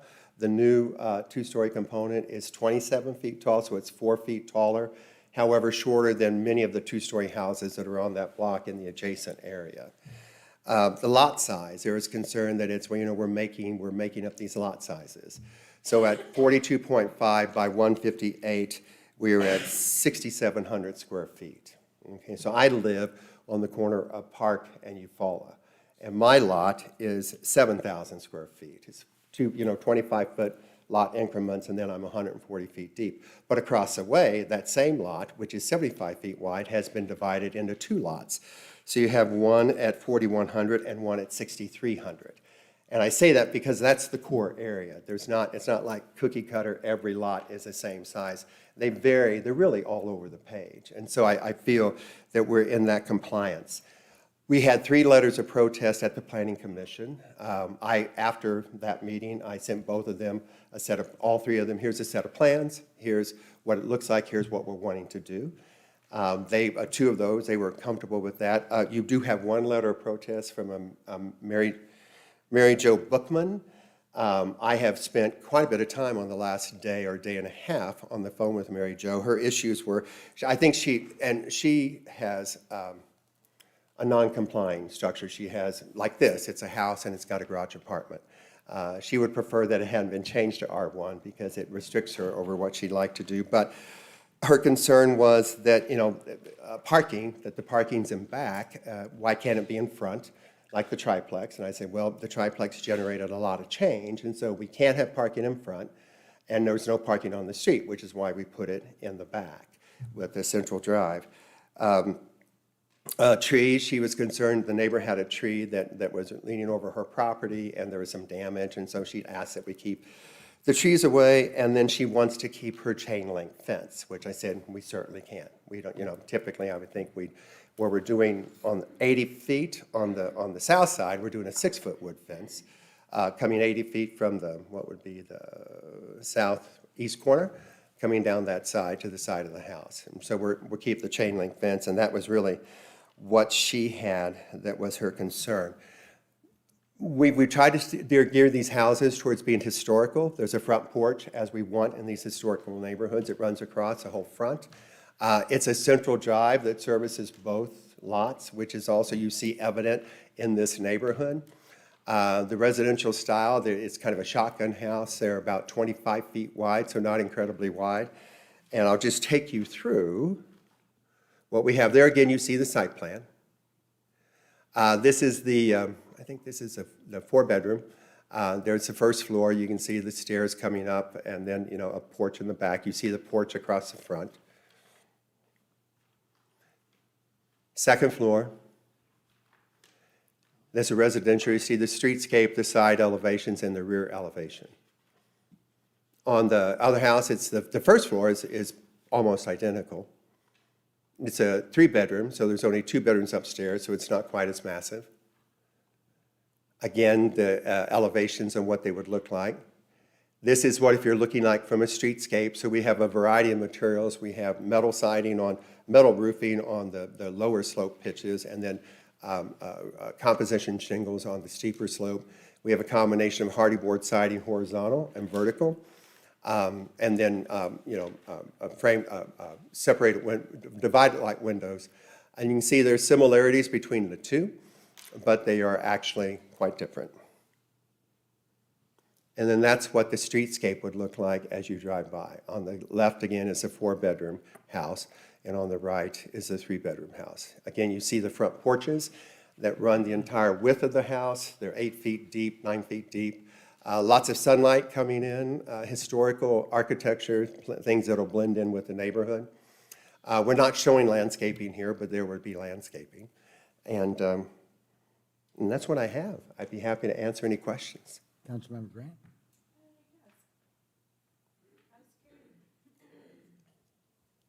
I was curious about stormwater and how this site drains, and if it's still 65% impervious for the whole thing, or they're each their own now? For the whole thing, for both actually, we're at 55%. We're under. The SPUD calls for 65% because that's what we were told to put in, but we're actually at 55%. The site would drain like any other resident. It'll drain to the street. And what was your other question? That answers the stormwater part. Okay. I appreciate that the parking is in the back. And I appreciate that you all were able to work with the renters and allow them to stay till May and phase this project. I cannot quickly navigate to it on the agenda on my phone, but what does the SPUD language say, or what does the narrative say about the permitted uses on this site? Well, what's being presented, residential, a 3-bedroom and a 4-bedroom. Is it on there?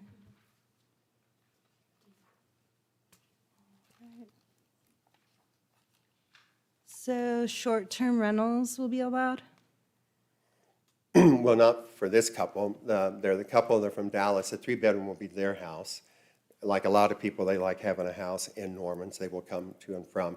And then they have 3 children that are going to be coming up in college, so they will be living in the house next door in the 4-bedroom. And then the accessory buildings, those would be the carports? What are? Carport would be the only other component. All right, thank you. You're welcome. Any other, Councilmember? You mentioned that their children may be living there while they're in college. Do they plan to use these as short-term rentals, like Airbnbs? No. Okay. The existing trees that run along the back or eastern side of the property, I guess, and then some of them run along the north side, you're not removing any trees? No, in fact, Marty, who owns a property to the north, he's also a surveyor. And so he said that he would survey those trees, and that our fence that ran along that would work within that, within those trees. So no trees will be removed. I think he said there's maybe one that needs to be removed, but he's going to provide that information to us, and we're working with that tree line, because they're fairly sizable trees. Yeah, and there's a really large parking lot on the other side of the fence, so a good buffer between the residents and the parking lot. The building material, the siding material, did you mention was? Hardy board. Okay. It'll be hardy board, vertical siding, horizontal siding, probably a board and batten. The roofing will, and then, soffit material. The roofing will be composition shingles, and then metal roofing as well. So for the most part, these two houses would look similar to the historic look of the houses that line the street.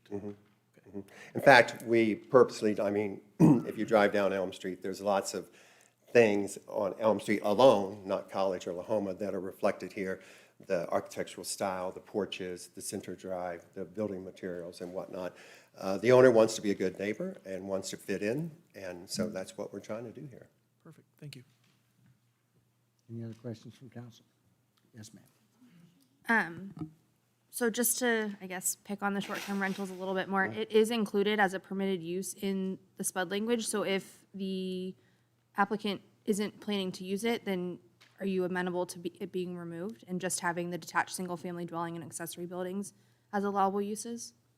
I'm sorry, say that again? In your in the language of the SPUD, under permitted uses, short-term rentals is specifically in there.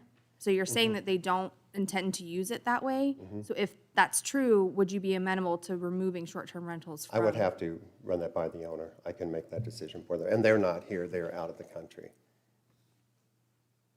But they intend for their students, their kids to live, and honestly, I think when their kids graduate, they will sell that house, the 4-bedroom.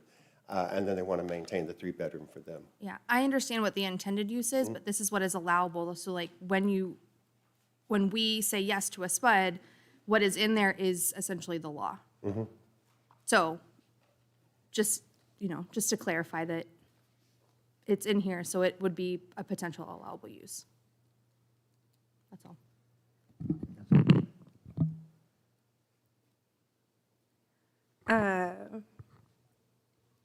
Could we postpone until we talk to the owners about the short-term rentals? And it wouldn't If- count against them in their process? No, Okay. no, they get one by right, but council could postpone consideration. If I may, if we're going to meet our timeline, I mean, we go before the short form plat in February. When would the next council meeting be? January 23rd, I believe. I think Are we too late to get on that agenda? No, I don't think so. It could be postponed to that date. So, I'm We sorry. could get you on the 20th. Okay, all right. I mean, it's a consideration. I mean, he's asking for the SPUD. I know what his intent is. Right, but I mean, again, it's the language part. So even if the SPUD travels with to another property owner, that use would be allowable for them, and they don't have to come back before us about it unless they want to remove it, and that's probably not likely. I would like to make a motion to postpone then to a date certain of, what was it, January 23rd. January 23rd? Do you need to speak to that first, or? Let me take his motion since he. Okay. I've just had a question about, so maybe for staff, even if a short-term rental isn't allowed use, if they wanted to do that, they would still have to get a permit from the city, and that would still require notification? They would have to get a license. A license. Yes, and I can't recall off the top of my head if the license requires, I believe it requires some notification, but not a hearing or anything. Right, And then all the rules that we have in place for short-term rentals. okay. There's actually quite a bit to go with establishing And- Airbnb. And if we voted not to allow, if they agreed and we voted not to allow the short-term use, at a later date, they could come to the city and request permission to do single or short-term use later if they want. It would be an amendment to the PUD, but Right. yes, they could come back Okay. with that request. Okay, thanks. Councilmember? Do I have to make the motion again? He's- I make a motion to postpone to a date certain of January 23rd. I have a motion and second. I am not going to be in town on the 23rd. You wouldn't have to present again, Mr. Crittenbrink. Okay. Because we've heard everything. All we'd have to do is reconsider the question as to whether that allowance needs to be taken out. Is a vibe I'm getting that that's what's standing in the way, the language that it could be an Airbnb? Yes, because the way it's written, the whole thing could be an Airbnb. So if we wanted to talk with the owners, sometime in the next 2 weeks, we could hammer that language out to be a little more protective for the neighborhood. Okay, all right. Does it just need to be struck from the PUD agreement? Right, and if you aren't able to be here at the next meeting, we just need to know in advance whether the owners are amenable to that change. Okay, You can let us know via email, and we can make Okay. the update and put it back on. okay. Okay, I have a motion and second. The motion on the floor is to postpone item 36 until January 23rd. Council members, you may cast your votes.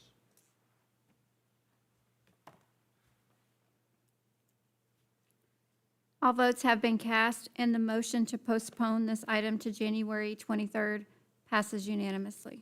Thank you, ma'am. Thank you, sir. Thank you. This is time for miscellaneous comments. This is an opportunity for citizens to address City Council. Due to Open Meeting Act regulations, council is not able to participate in discussion during miscellaneous comments. Remarks should be directed to the council as a whole and limited to 3 minutes or less. Do we have anybody signed up for miscellaneous comments, Madam Clerk? Yes, Mayor. Richard Baxter. There he is.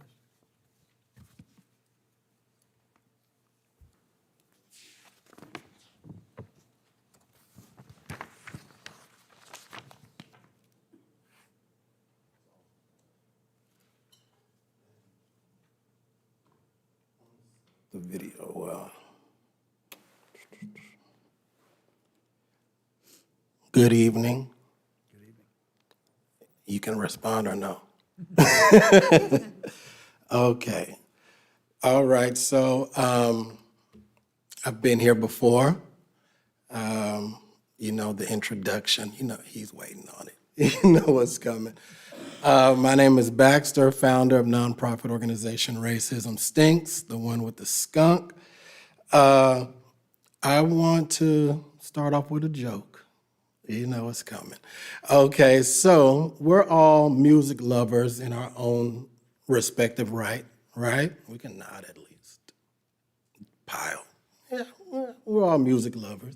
Have you guys heard of the new boy band consisting of 5 skunks?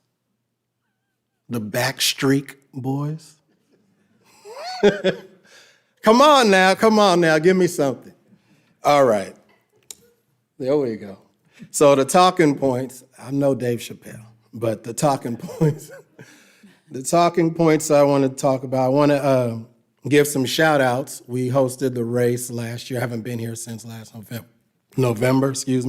We hosted Norman's first annual Race Against Racism. Shout out to the mayor, Big H. Clap it up, please. People, clap it up. No, I need y'all to join in. Clap, clap, clap. Clap it up. They're scared. Don't worry about it. They love you. He spoke to the crowd, did a very wonderful job, represented for the city, represented for the community. Also give a shout out to the police department. They did an excellent job, helping me reroute some things. We had some hiccups, but we were able to manage and pull it together and have an amazing event. Also, Dr. Hippolyte of OU, she was also the final speaker, and she did an excellent job as well. And last but not least, the Norman community, for the people who showed up, gave us their time, their energy, their love, so that we could have a great event and begin to pull people together for this cause. Also, another talking point, I'm a Sooner now. Starting on the 16th of this month, I'll be here all the time. More jokes coming. So I'm excited about that.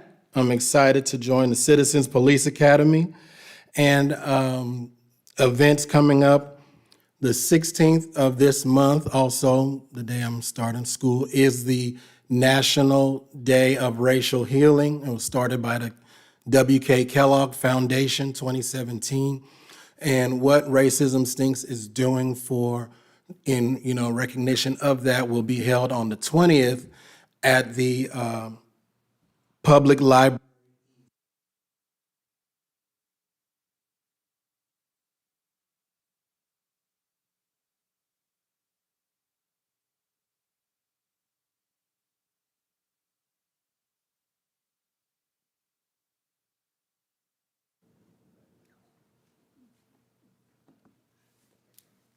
Evan.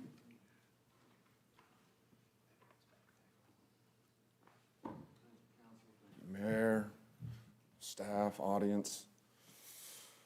Has everybody been reading and doing their breath work?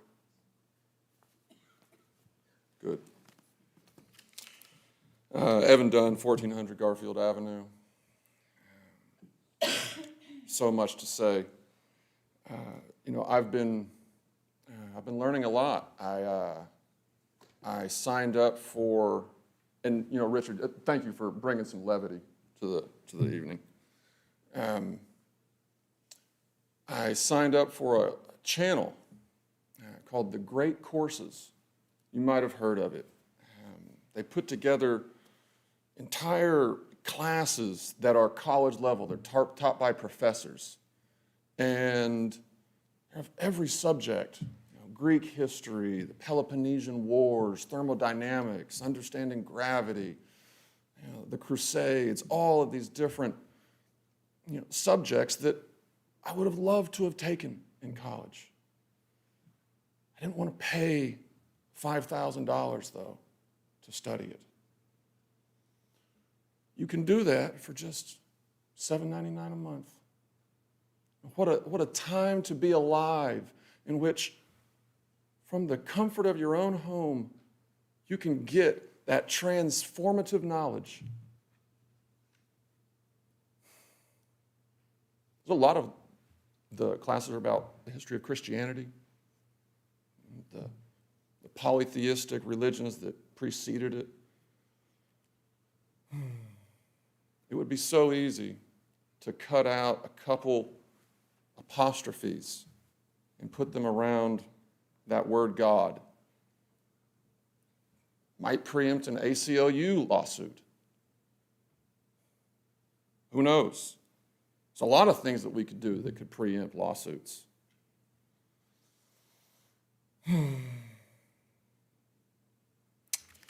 One thing that I learned is from a professor who was J. Rufus Fierce. He passed away a few years ago, regrettably. Great man, Harvard PhD, he was a Rome fellow. And in it, he communicated that, hey, you know, back when the Greeks were establishing democracy and were doing all of the, you know, all of their efforts to, you know, kind of further logic and further their understanding of philosophy and rhetoric, they used to pay people to go to those plays. Why? Because they became better. Maybe we could put that into the budget.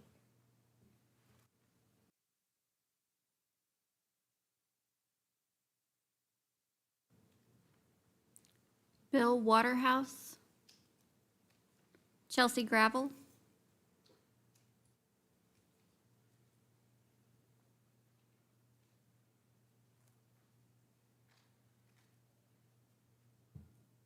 Hello and welcome back to a new year.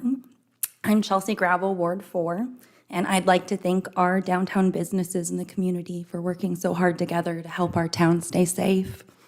I'd like to talk with our city right now about the risk of public defecation.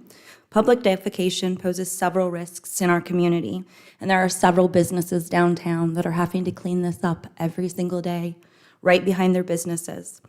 A few of the concerns are health risks. Public defecation can lead to the spread of disease and serious illness to even cause death. Sanitation issues. Waste that is not properly disposed of can contaminate water sources, soil, food supplies, leading to future health risks and environmental impact. Waste that is not properly disposed of can pollute our environment, harming plants, animals, and the ecosystem. In Norman, Oklahoma, our stormwater flows in a network of underground systems that collects and transports stormwater directly to local creeks and streams.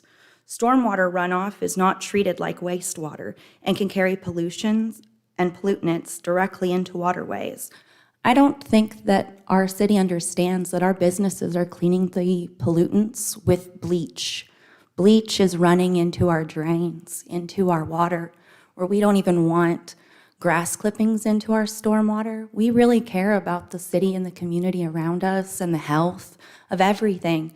Having chemicals underground will seep up into our yards and kill everything in our city. And we have businesses pouring gallons of bleach down into our drains every day. What are we going to do about that? Are we just going to let it keep happening? According to AI, in 5 years, our city won't have any greenery. But I mean, that's just AI's opinion and prediction, not mine. Thank you. Carlinda?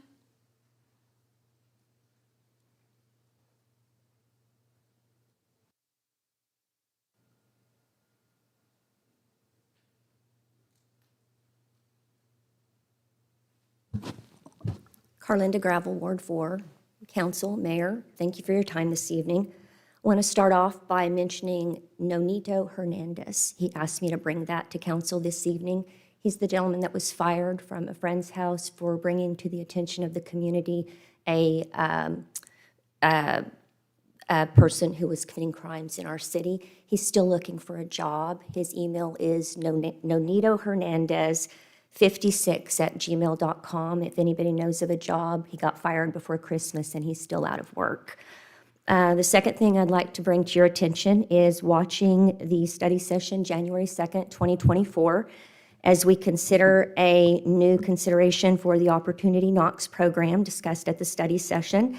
Like to share with you some information that I discovered that I know you'll be interested in as we consider the two entities that submitted possibility of going into contract for this program. One of those organizations is called Norman Caravans. They are a resource provider in our community for the homeless. They submitted in 2022 to be a part of an RFP that was called a transit service or mileage reimbursement program, which our city required a nonprofit status in order to be a part of that. So our city didn't actually check for that nonprofit status, but went into a monetary agreement with them, paid them money, could never get a nonprofit status, and then had to break that and not continue to provide money for that company or that service. So would also like to make you aware of a few other things about this organization that I was very shocked to discover myself. It's known for handing out drug addict enabling kits, needles in our community, so much so that when they announced that, and this is information that I have data to prove, so if you would like to have access to that, I'd be happy to provide that through an email or however you would like to. They had provided 150 kits. They knew that NPD was wondering who was providing those kits, and their response was they're on to us, and they did not come forward, and NPD would like to speak to whoever was providing the kits in our community. Another concern was that one of the founders who's actually running for city council. Don't know if that's a conflict of interest or not if we do get into a contract with them on this RFP. Another concern is the organization is closely tied to Norman Collective for Racial Justice. This was the organization that demanded that council defund our police a few years ago. The last thing that organization would like to see happen would be to remove all the SROs out of our public schools. The Norman Caravans also does a great work, but also would need oversight. They provide 250 meals a week in styrofoam containers to our community. I know this was an issue that Shawnee was having, and they requested that permits be made so that whoever was